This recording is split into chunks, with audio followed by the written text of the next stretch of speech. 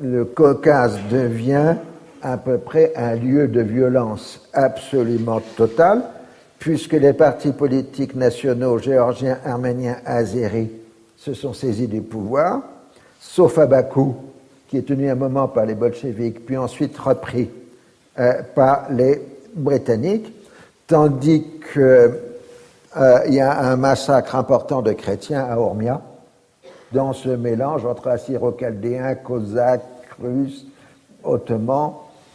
C'est un désordre absolument épouvantable. À Brest-Litovsk, 3 mars 1918, les Ottomans obtiennent la restitution des 3 provinces de Kars, Ardahan et Batoum, qui l'Empire ottoman avait perdu en 1878.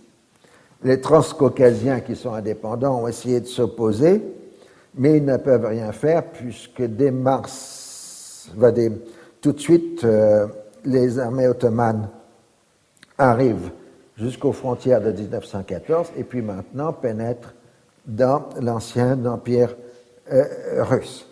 Ça provoque un écheveau de violence, en particulier religieuse, entre musulmans et chrétiens dans l'ensemble de l'espace caucasien.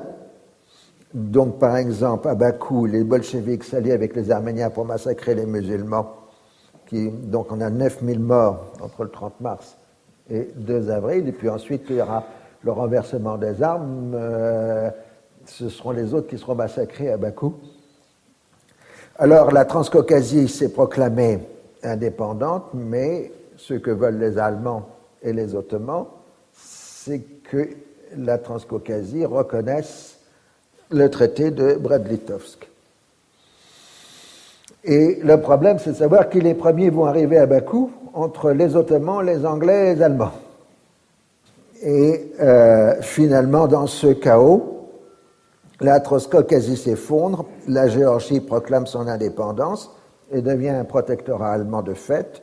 Les Azéris puis les Arméniens déclarent à leur tour leur indépendance et le traité de Batoum du 4 juin 1918 permet un règlement entre la Géorgie, l'Arménie et l'Empire ottoman, tandis que l'Azerbaïdjan ex-russe devient un protectorat ottoman. Il y a 2 Azerbaïdjans, qu'on soit clair. Il y a l'Azerbaïdjan ex-russe et l'Azerbaïdjan iranien. Il ne faut pas confondre les deux. Mais les bolcheviks reprennent l'offensive sur Bakou, ce qui accélère l'intervention ottomane, et donc c'est à peu près le chaos. Finalement, le 15 septembre 1918, les Anglais évacuent Bakou, qui tombe aux mains des Ottomans. Alors cette fois-ci, c'est les Arméniens qui sont massacrés, 12 000 morts environ.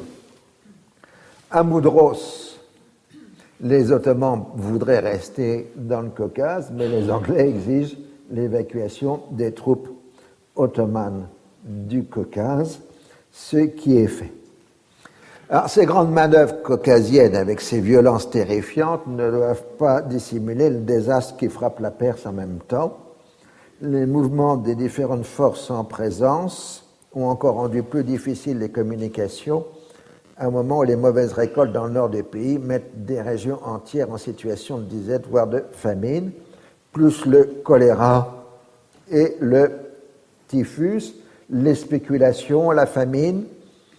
Les organisations humanitaires américaines ont reçu l'interdiction de pénétrer en Perse par les Anglais parce qu'ils ne veulent pas une concurrence politique.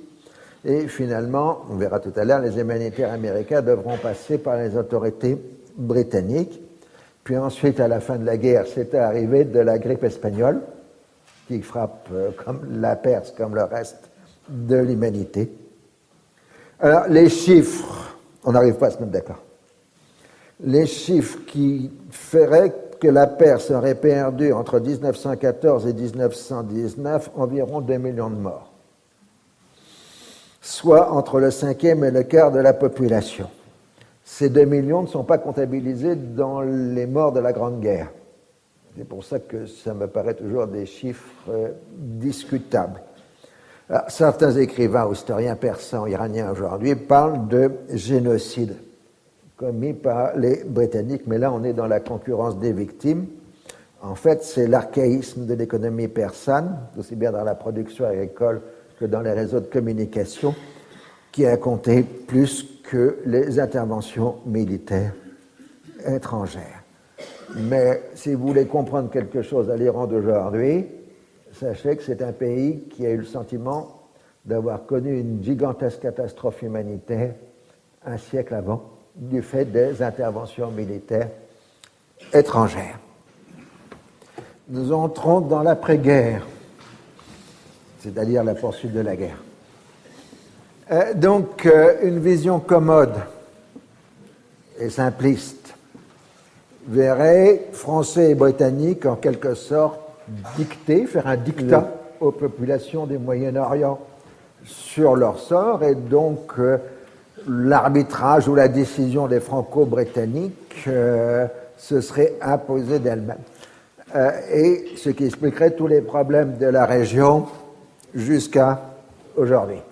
Alors, le premier problème, c'est que ça date d'il y a près d'un siècle maintenant, et que si les arbitrages de l'après-guerre ont duré près d'un siècle, c'est qu'au minimum, il n'y a pas de force suffisante pour les remettre en cause, ce qui montre qu'elles ont pris, par le cours même des événements, leur propre validation.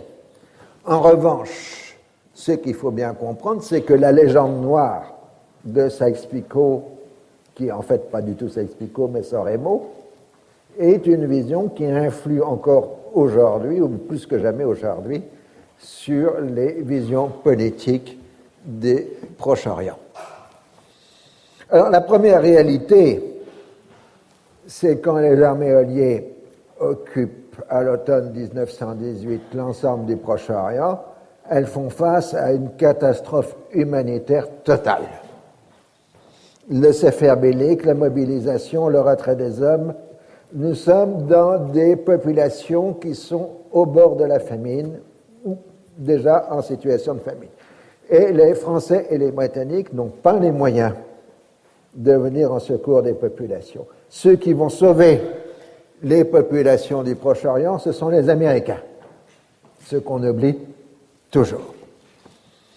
Ce sont les organisations caritatives américaines qui vont organiser la première gigantesque mobilisation humanitaire du XXe siècle, autour en particulier de l'American Committee for Relief in the Near East, qui va mobiliser la philanthropie américaine pour sauver les populations arabes du Moyen-Orient.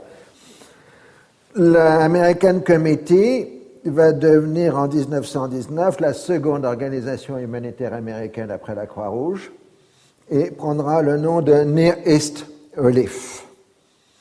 De 1915 à 1930, elle revendiquera avoir sauvé 1 million de personnes, dont 132 000 orphelins, pris en charge dans les réseaux d'orphelinat créés par les philanthropes américains.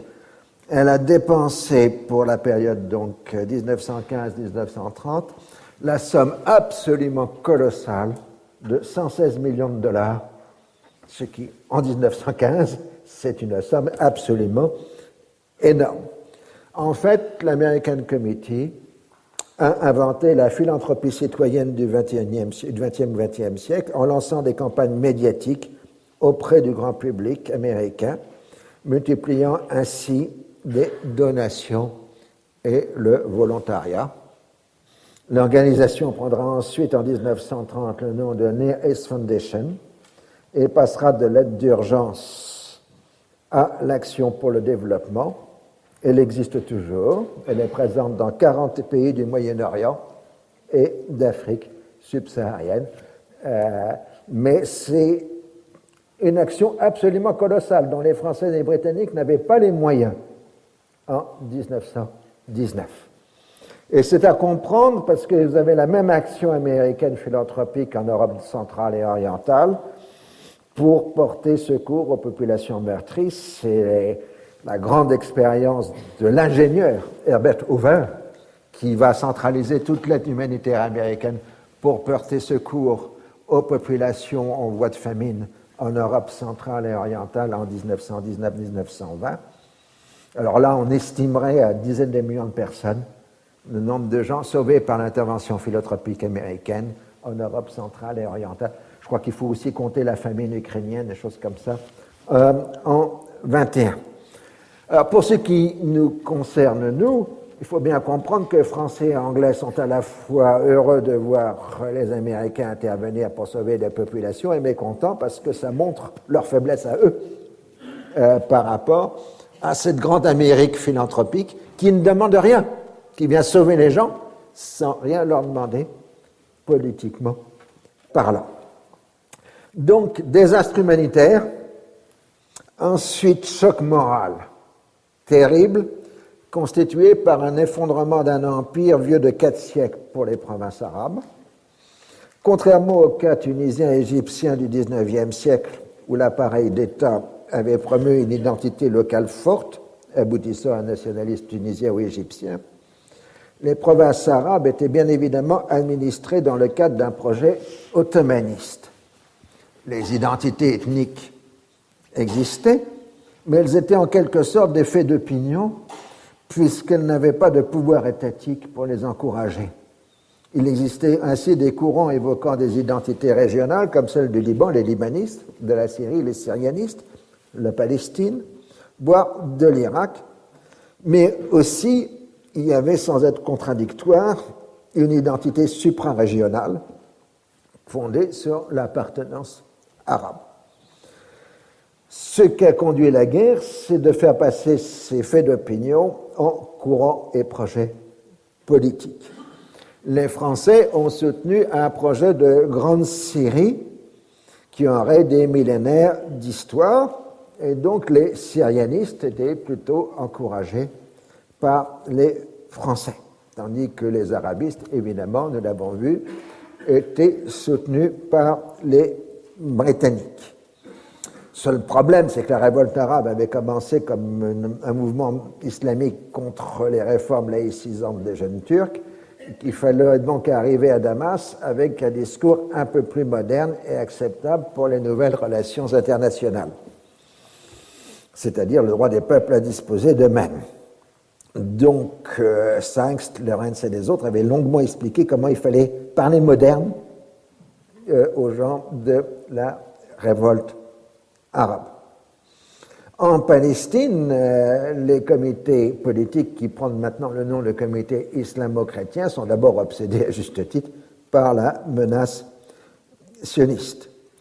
Au Liban, les libanistes de la montagne, terriblement ébranlés par la terrible famine, veulent un grand Liban, c'est-à-dire un État libanais élargi au-delà de la montagne, mais ne veulent pas la totalité, loin de là, de l'ancien vilayet de Beyrouth.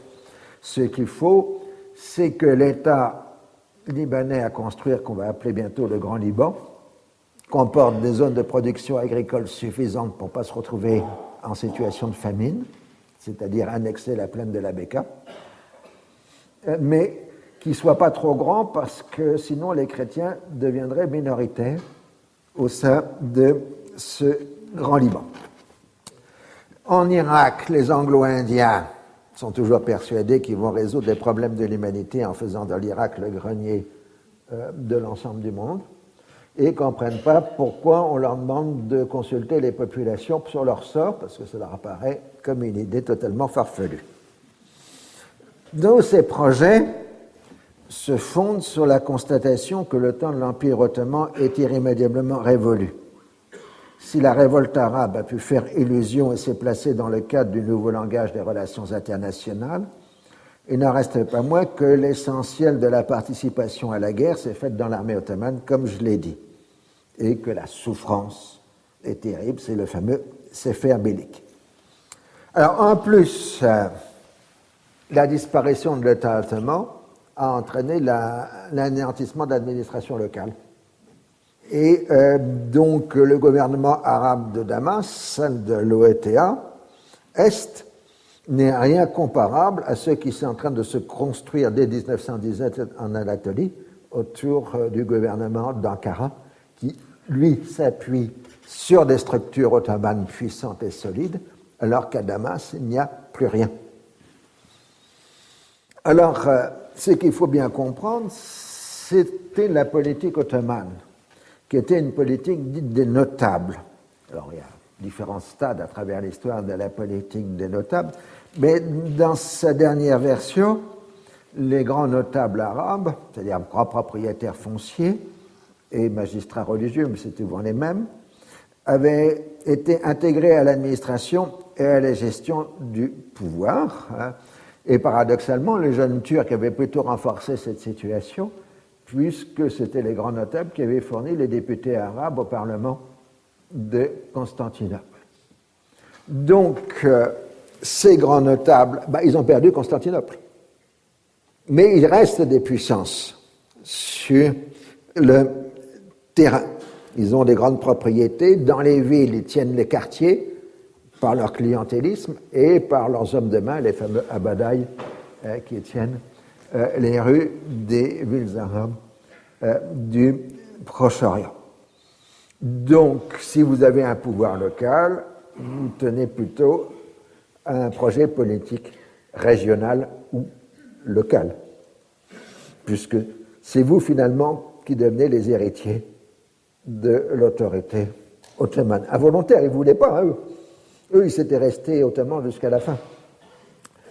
Les autonomistes recrutaient plutôt dans les branches cadettes des familles de notables et de façon plus générale chez les jeunes éduqués, dont une partie pouvait venir des classes moyennes urbaines traditionnelles, commerçants et artisans, ou les nouvelles classes moyennes comme celles des professions libérales, d'où le nombre important de médecins qu'on a par exemple dans ce milieu. Il faut ajouter ce grand paquet d'officiers de l'armée arabe, d'officiers arabes de l'armée ottomane, qui se trouvent désœuvrés parce qu'il n'y a plus d'armée ottomane. Que je disais toujours, c'est des gens qui ont été formés par des officiers allemands en français dans les académies militaires turques. Ça fait des choses un peu compliquées à la fin. Alors, ces jeunes éduqués, ils ont leur formation, mais ils n'ont pas le pouvoir, ils n'ont pas les propriétés foncières, les clientèles des grands notables. Par contre, ils ont les discours de la modernité. Et c'est eux qui soutiennent Faisal à Damas. En plus, après Moudros, il y a tout un paquet de hauts fonctionnaires arabes qui ont servi l'Empire jusqu'à la fin, qui rappliquent à Damas pour se mettre au service de Faisal, des gens comme Satir al-Rossari, Adil Arslan, etc. Ceux qui ont laissé leur mémoire en particulier, donc on les connaît bien. Alors, à Damas, donc, les jeunes éduqués et les ralliés tiennent un discours arabiste, mais les grands notables damascènes les considèrent comme des intrus, voire des étrangers. Du coup, les grands notables se posent comme des Syriens héritiers d'une civilisation plurimillénaire face à des Bédouins incultes, parce que c'est plus facile d'identifier les gens de Faisal comme des Bédouins que comme des intellectuels. Alors, à ce clivage, il faut ajouter les différences confessionnelles. La plupart des chrétiens se méfiaient de la reconstitution d'un pouvoir musulman, mais il est vrai aussi que beaucoup de Grecs orthodoxes étaient plutôt convaincus par les idées arabistes du fait que, dans les décennies précédant la guerre, les Grecs orthodoxes arabes luttaient contre l'hégémonie du clergé grec ethnique sur les églises du Proche-Orient. Donc ils étaient devenus arabistes, non pas contre les Turcs, mais contre les Hellènes. Mais du coup, ça facilite leur conversion à l'arabisme. Les Juifs dans l'espace syrien ne forment qu'une petite minorité. Une fraction d'entre elles est basculée vers le sionisme, mais l'essentiel de la communauté ou des communautés juives s'en tient à un prudent apolitisme. Quant aux musulmans non sunnites, ils sont dans l'expectative. D'un côté, ils veulent bien militer pour un nationalisme arabe anticolonial, mais de l'autre côté, ils ne sont pas mécontents que l'Empire ottoman ait disparu parce que ça les a franchis de la domination sunnite incarnée par le sultan calife de Constantinople. Donc, ils sont très ambigus, tous ces chiites, alaouites, druzes, etc., dans ces années d'après-guerre. Alors, quand la négociation va s'ouvrir à Paris, la conférence de la paix, il va se passer le fait que les négociateurs ignorent totalement ce que Lloyd George et Clemenceau se sont dit le 1er décembre, et qu'il faut dire que Lloyd George et Clemenceau ont oublié de prévenir leurs subordonnés qu'ils s'étaient mis d'accord. Du côté britannique, on va monter toute une stratégie qui va trouver son concepteur, en quelque sorte, dans la personnalité toujours plus étrange de Thomas Edward Lawrence, qui est maintenant a cessé d'être à chameau, mais qui est toujours en costume arabe, et qui va constituer auprès de leur Curzon la stratégie britannique à la conférence de la paix. Alors, il avait obtenu que Faysal soit invité à venir à Londres, des charges de voyage étant prises par les Britanniques. Seul problème, c'est que les Français n'avaient pas été informés, et quand Faysal arrive à Marseille, ça pose un problème pour les Français qui lui font la tête lorsqu'il débarque à Marseille, mais ils le laissent quand même aller jusqu'à Londres. En revanche, les Français ont poussé au départ d'une délégation libanaise, mais comme les communications sont mauvaises, ils passent par Port Saïd, et là, les Libanais sont mis en prison par les Britanniques, ce qui fait qu'il y a un retard avant que les Britanniques libèrent la délégation libanaise à destination de Paris. Alors, ce n'est que le 9 décembre que Faysal arrive à Londres. Les Anglo-Indiens lui sont profondément hostiles, mais pour Lawrence et Curzon, il faut une personnalité arabe convaincante au nom de la self-determination pour que les Arabes demandent de façon convaincante que le Proche-Orient appartienne à l'Empire britannique. C'est ça la notion de consentement. C'est à ce moment-là que le 13 décembre, Wilson arrive à Londres, enfin en Europe. Il a une immense popularité. On ne peut pas s'imaginer la popularité mondiale de Wilson en décembre 1918. C'est l'homme annonciateur d'un monde nouveau régi par la paix et la justice. Et sa popularité est aussi immense chez les vainqueurs que chez les vaincus, et aussi bien dans le monde dominant que dans le monde dominé. Alors, la stratégie de Lawrence est claire. Obtenir le soutien des Américains pour reconnaître le gouvernement de Faysal en Syrie en jouant la carte sioniste qui pourra ainsi consacrer l'administration britannique sur la Palestine. Dans la perspective de Lawrence, les fils de Hussein vont se partager le Proche-Orient, à Faysal la Syrie, à Abdallah l'Irak, ou Zayd l'Irak, qui serait divisé en deux. C'est le sens du mémorandum que Faysal et Lawrence rédigent à la fin décembre, dans lequel ils définissent les Arabes comme un peuple d'origine sémitique, et l'arabité part d'Alexandrette à la Perse jusqu'à l'océan Indien, tout le monde étant d'accord en 1919 que l'Égypte n'est pas arabe. Donc la limite de l'arabité, c'est le Sinaï. Et donc les pays arabes doivent avoir leur indépendance, mais là, il faut bien comprendre combien les mots sont remplis d'ambiguïté alors qu'ils nous paraissent évidents à nous. Dans toutes ces négociations, on va parler d'indépendance, mais pour les Français et les Anglais, c'est indépendance par rapport aux Turcs. Pas en général. Et donc, évidemment, il y a ambiguïté dans le sens. Alors, pour Lawrence, il faut que Faysal obtienne l'appui des sionistes qui lui donnera l'appui des Américains contre les Français. Et c'est pour ça qu'il organise une première rencontre entre Faysal et Weizmann, la seconde puisqu'il s'était vu l'année précédente, en Transjordanie, et l'anglais sert d'interprète, puisqu'une fois encore, il faut bien comprendre dans l'affaire qui est compliquée, que Faysal ne comprend pas l'anglais, alors qu'il comprend le français. Mais on va parler en anglais. les versions de l'événement sont tellement différentes qu'il est légitime de penser que Lorentz a manipulé les traductions. C'est peut-être pas la première fois d'ailleurs.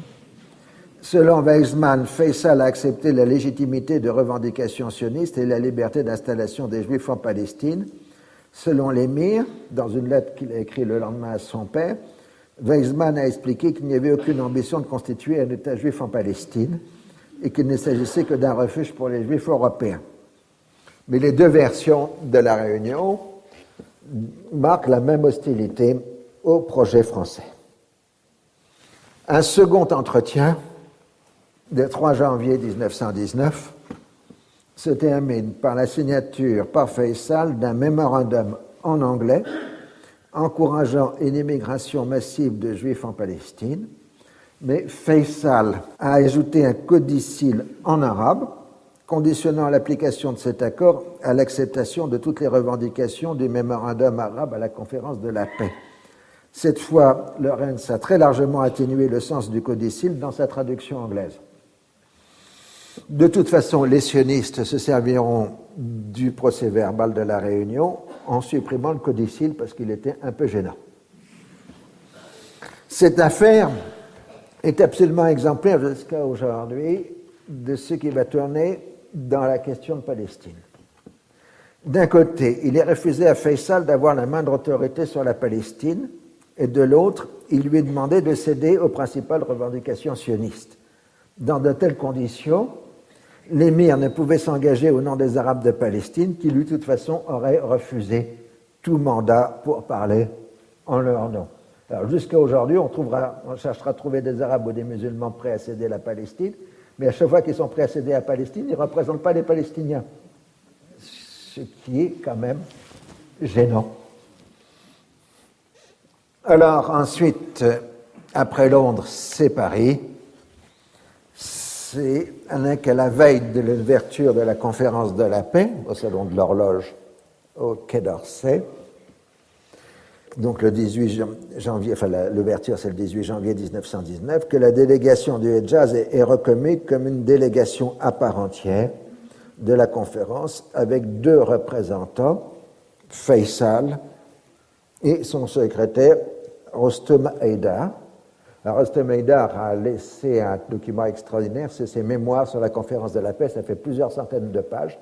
C'est un journal quotidien fait par le secrétaire de Faisal sur toute l'année 1919. C'est un document absolument extraordinaire, bon, qui existe qu'en édition arabe, malheureusement pour vous, mais qui est pratiquement unique puisqu'on a Versailles, enfin la conférence de la paix, vue par un plénipotentiaire arabe au jour le jour. Alors, ça donne deux représentants au Hedjaz, c'est-à-dire l'équivalent de ce qui est accordé à l'Australie, la Chine ou la Pologne. Ce qui n'est pas mal. Alors, grâce à la stratégie de Lorentz, Faisal s'est complètement aliéné les Français. Donc, ces derniers lui marquent toutes les marques d'honneur. Au wilsonisme de Faisal, les Français opposent les protestations syriennes contre l'inculture des Bédouins.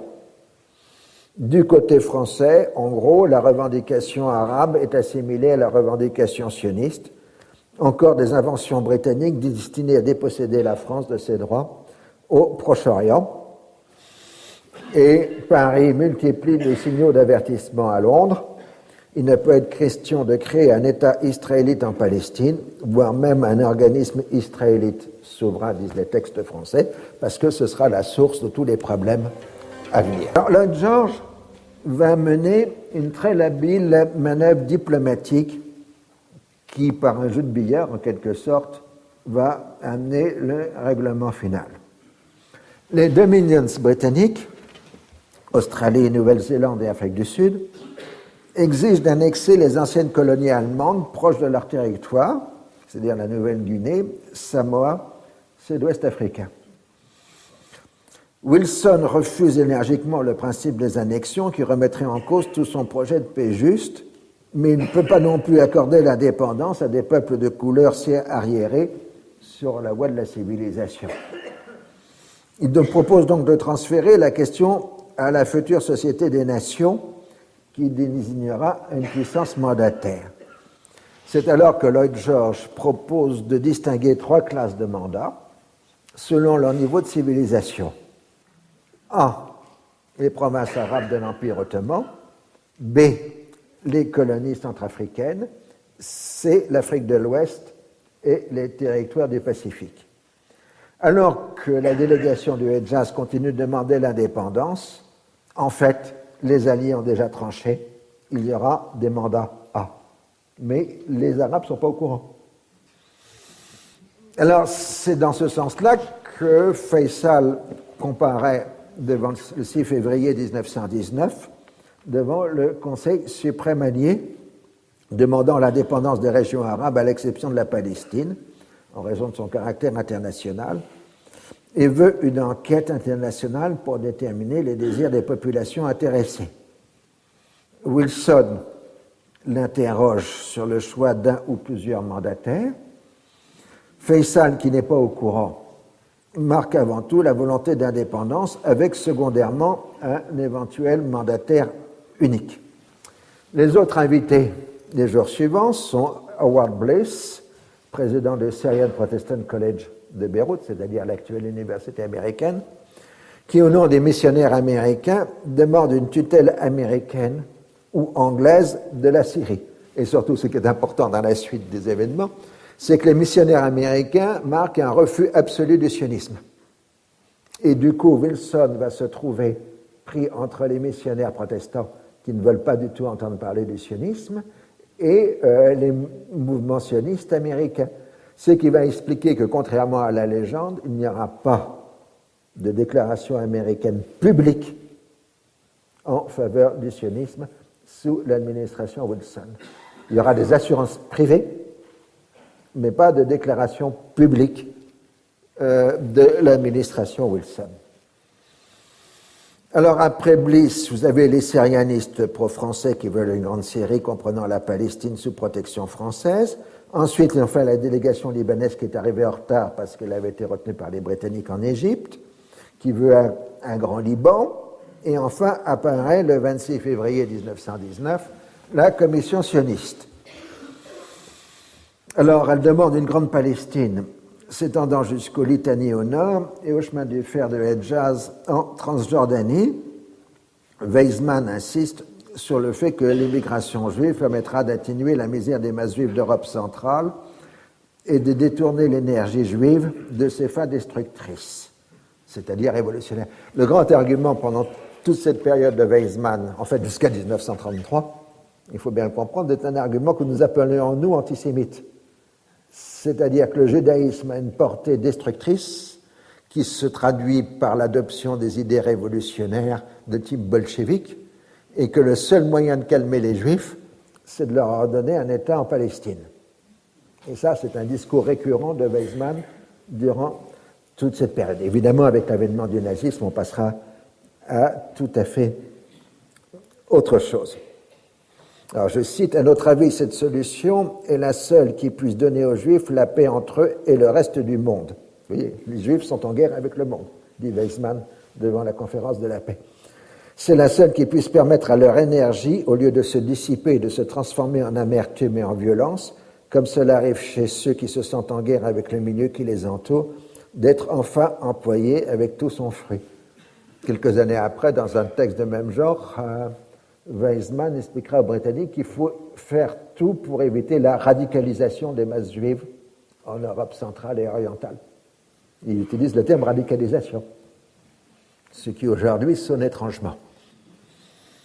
Interrogé par le secrétaire d'État américain Robert Lansing, Weizmann précise le sens du projet sioniste. Nous ne demandons pas un gouvernement proprement juif, nous demandons que sous le gouvernement de la région, il s'établisse dans le pays des conditions déterminées et une administration telle que nous puissions envoyer en Palestine des immigrants. Ceci pourrait être au nombre de 70 000 à 80 000 par an. Nous nous attacherions à créer des écoles où serait enseignée la langue hébraïque et à y développer graduellement une vie juive aussi hébraïque que la vie en Angleterre est anglaise. Et donc cette expression va être comprise au sens d'une judaïsation totale de la Palestine. Quand cette nationalité formera la majorité de la population, c'est alors que le moment sera venu de réclamer le gouvernement du pays. Dans sa perspective, il faudrait une dizaine d'années donc pour que ce projet puisse se réaliser. Du coup, ça inquiète Faisal, qui est tranquillisé et repris en main par Lawrence. Cela dit, tout le dossier est mis de côté parce qu'on a des dossiers plus urgents à la conférence de la paix. Et ce n'est qu'en mars 1919 que les négociateurs français et britanniques sont informés de l'entretien Clemenceau-Lloyd George. Ce n'interdit pas aux Anglais de se draper dans les plus nobles principes pour expliquer la nécessité de réduire au maximum la part française au nom du droit des peuples à disposer d'eux-mêmes, et évidemment ça exaspère profondément Clemenceau et les négociateurs français. Maintenant, tout le monde a à peu près à l'esprit la notion de mandat, mais c'est encore une notion qui n'est pas définie dans la négociation. Comme vraiment la négociation prend du temps, on décide de gestion plus facile en constituant le fameux Conseil des Quatre. France, Grande-Bretagne, États-Unis, Italie, c'est-à-dire donc Lloyd George, Clemenceau, Wilson et Orlando pour l'Italie, qui mène à la fois la discussion du règlement politique et l'élaboration de la charte de la SDN. Alors, l'intérêt d'un Conseil des Quatre, c'est d'éviter d'avoir les Japonais qui se trouvaient dans le Conseil précédent à 10. Car il n'est pas question de laisser les Japonais intervenir dans les dossiers européens. Surtout, les Japonais ont provoqué le trouble à la conférence de la paix en insistant pour introduire dans le document fondateur une clause d'égalité raciale et pas seulement d'égalité des membres. Alors ça a immédiatement provoqué l'hostilité des dominions britanniques et des États-Unis, donc la revendication japonaise d'égalité des races est rejetée, ce qui va créer un profond ressentiment dans l'opinion publique japonaise. Ces Occidentaux nous refusent l'égalité raciale, mais il faut dire que le dossier japonais est sérieusement plombé par la politique impérialiste que les Japonais font dans la même période en Chine, et donc par conséquent, pour le droit des peuples à disposer d'eux-mêmes, ils ne sont pas vraiment exemplaires. Alors, l'idée de Wilson, c'est de constituer une commission d'enquête au Proche-Orient afin de consulter les populations pour le choix de la puissance mandataire.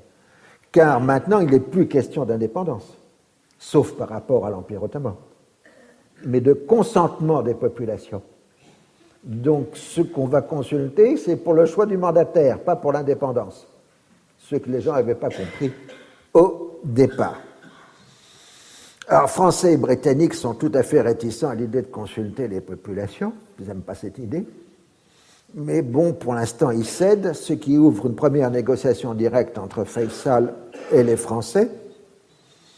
La France propose à Faisal de lui reconnaître l'indépendance de la Syrie si l'émir accepte que la France soit la puissance qualifiée pour donner à la Syrie l'assistance de conseillers divers nécessaires pour instaurer l'ordre et réaliser les progrès que réclament les populations syriennes. Donc le mandat sans le mandat avec le mandat, vous voyez, cette langue diplomatique n'est pas très claire. Du fait, dès que chacun essaye de sortir des ambiguïtés diplomatiques, on se retrouve dans les oppositions. Du coup, c'est un échec, et les Français font porter la responsabilité de l'échec sur T. Lawrence et sur les Anglais. Quant à Faisal, il repart au Proche-Orient pour préparer la venue de la commission d'enquête.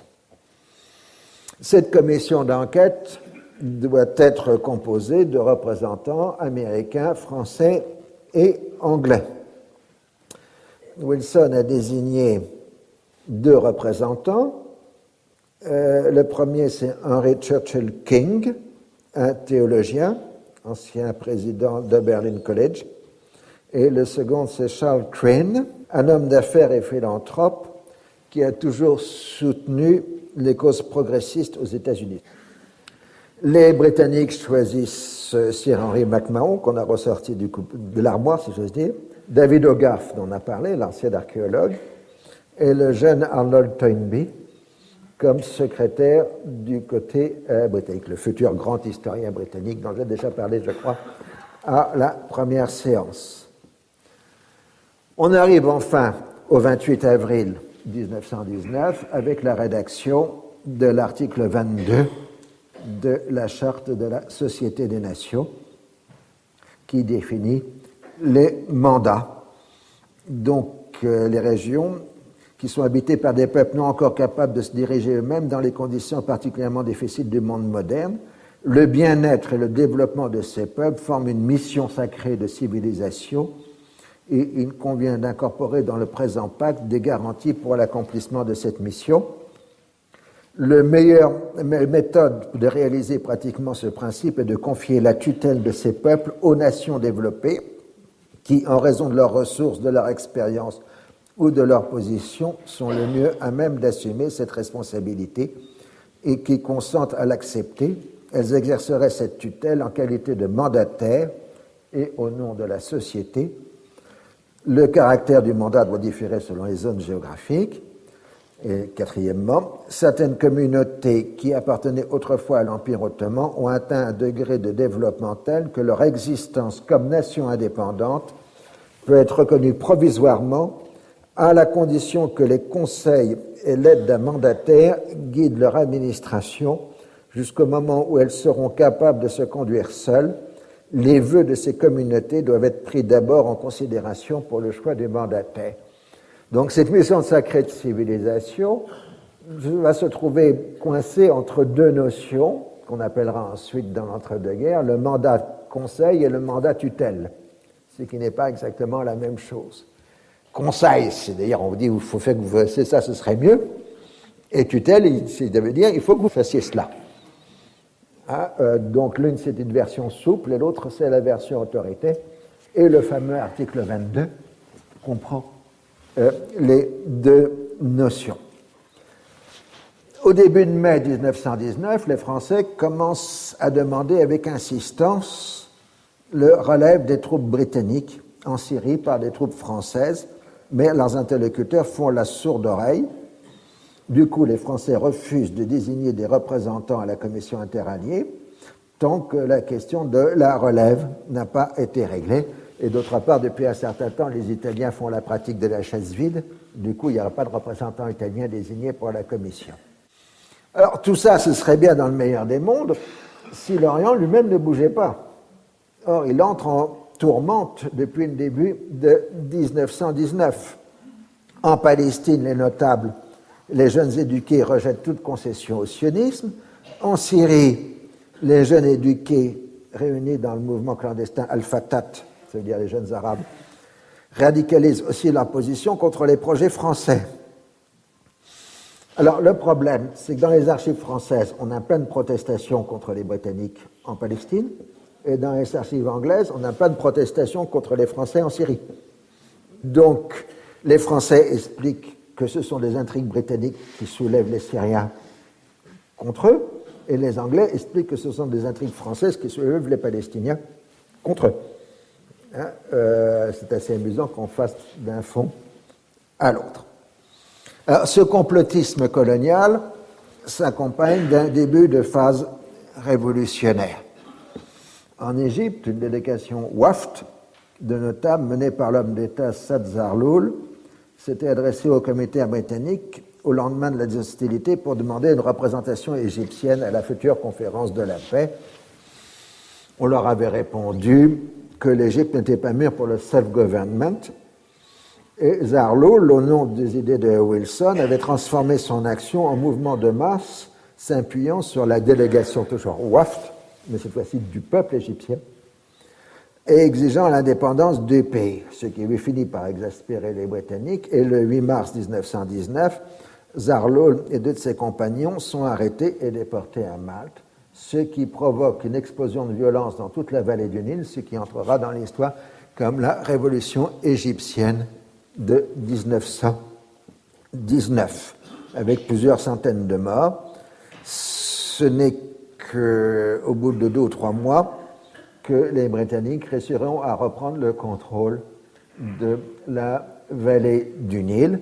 Et Allenby est désigné comme haut commissaire en Égypte pour essayer de résoudre les problèmes. Et le 7 avril, Zarlol est libéré et se rend à Paris et pour s'apercevoir que personne ne veut le recevoir. Fin de non-recevoir à la demande égyptienne. Les Américains en particulier refusent de recevoir la délégation égyptienne. Balfour, il faut bien comprendre dans le système britannique, à partir du moment où il y a la conférence de la paix, il y a 2 ministres des Affaires étrangères. Il y a Lord Curzon à Londres et Balfour à Paris. C'est quelque chose d'un peu bizarre.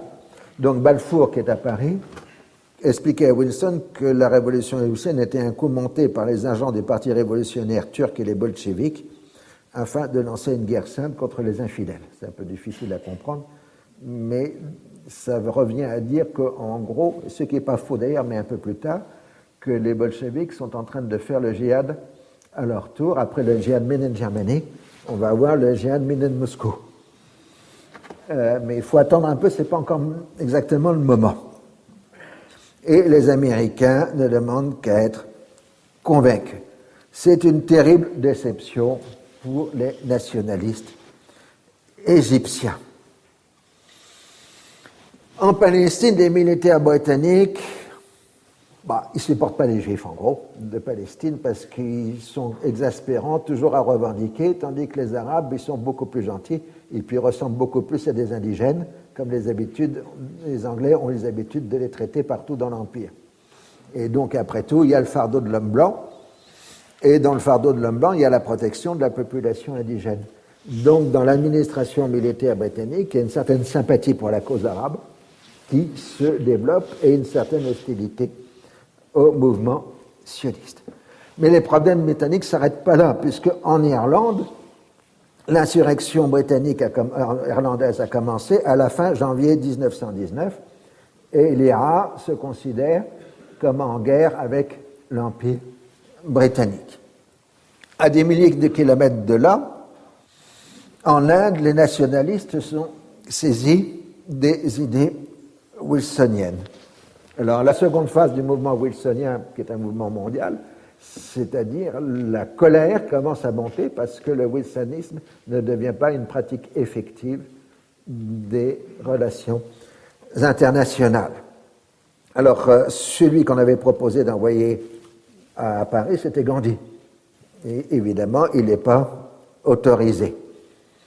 Quant aux musulmans indiens, ils se montrent plutôt favorables au maintien de la domination britannique parce qu'ils se méfient du parti du Congrès, mais ils veulent aussi l'égalité entre les races blanches et non blanches, ce qui déplaît partout, enfin, dans le monde européen de l'époque, et ils sont très inquiets du devenir du califat ottoman.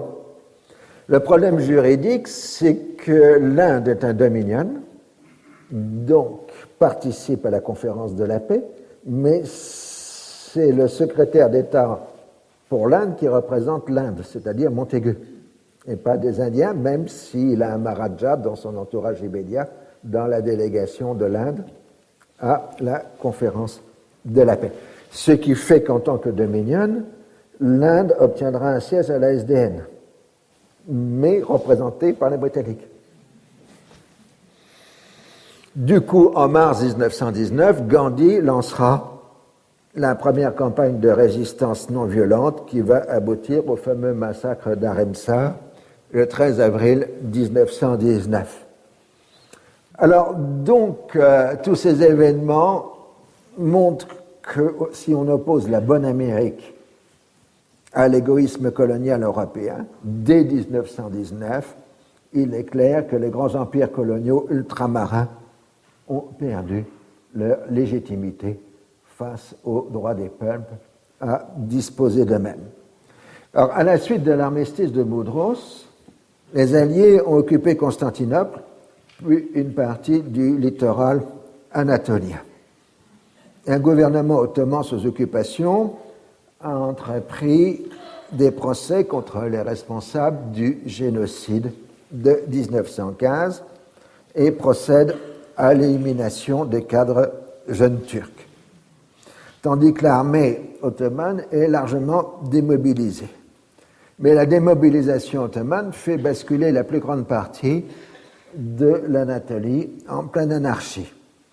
L'application des idées wilsoniennes se heurte à la réalité meurtrière des oppositions entre chrétiens arméniens, grecs, assyro-chaldéens et musulmans turcs et kurdes, avec aussi pour enjeu les biens des populations disparues, c'est-à-dire surtout chrétiennes, entre 1915 et 1918. À Paris, le Conseil des Quatre n'a que des vues confuses sur l'avenir de l'Empire ottoman.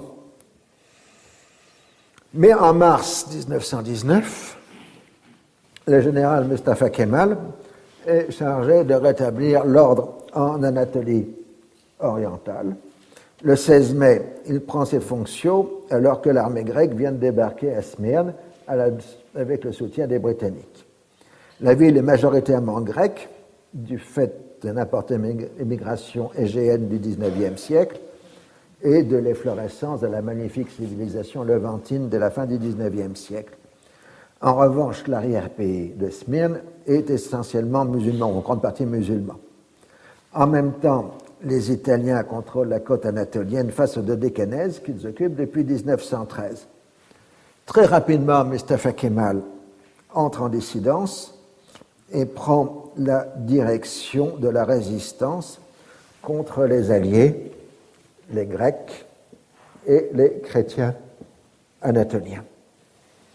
Le 17 mai 1919, une délégation de musulmans indiens, présidée par l'Aga Khan, a exprimé devant le Conseil des Quatre l'attachement de 70 millions de musulmans de l'Empire indien à la préservation de l'Empire ottoman.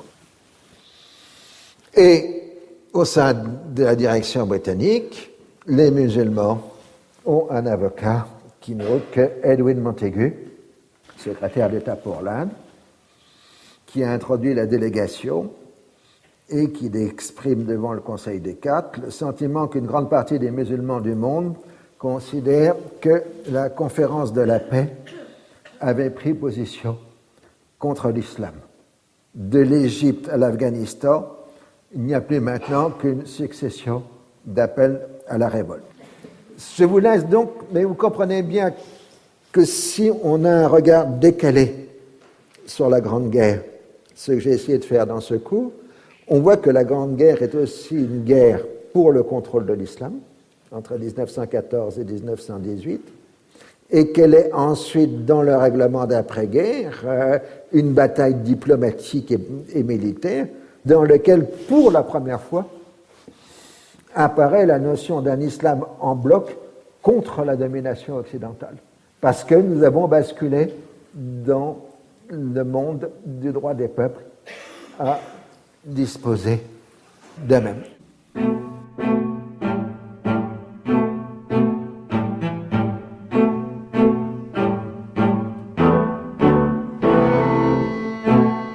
C'était les cours du Collège de France. Vous venez d'écouter l'historien Henri Laurence, les crises d'Orient, le Moyen-Orient à partir de 1914, aujourd'hui les négociations de paix et la notion de mandat.